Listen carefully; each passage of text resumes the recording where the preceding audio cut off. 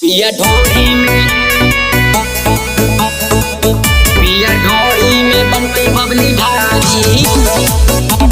ढोरी में पिया ढोरी में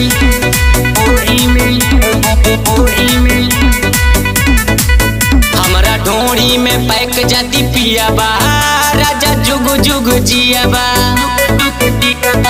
जिंदगी सलामत रही मजा जवानी के लिहावा। ए राजा सुना हमरा ढोरी में पैक जाती पिया बा राजा जुग जुग जिया बा जिंदगी सलामत रही मजा जवानी के लिहावा। तोहरा खातिर छोड़ले बानी खुला हमके वाड़ी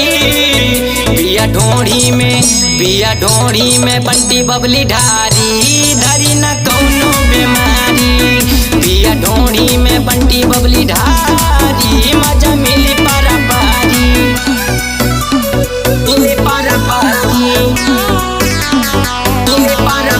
पिया ढोरी में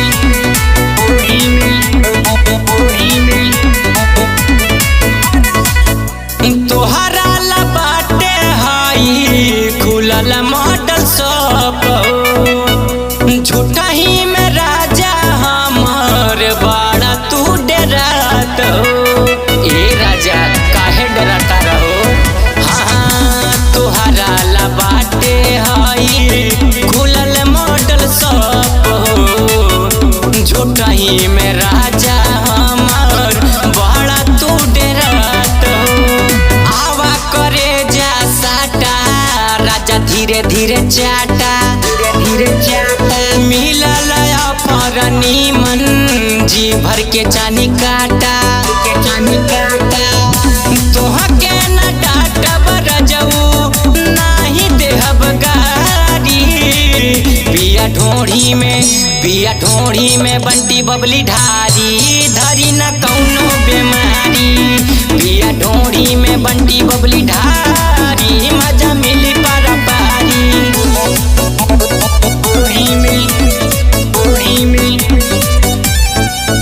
पिया ढोरी में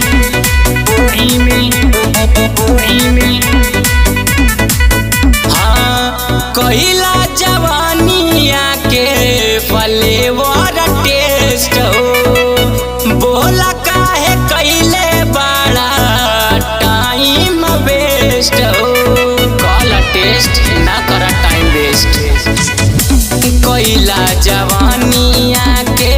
फ्लेवर टेस्ट हो बोला काहे कइले बड़ा टाइम वेस्ट हो जब उठवा से उठवा सटइबा राजा बड़ा मजा पइबा ओमकार बबलू जितेंद्र हो हमसे दूर नहीं जइबा ढोड़िए में चाहे डूबल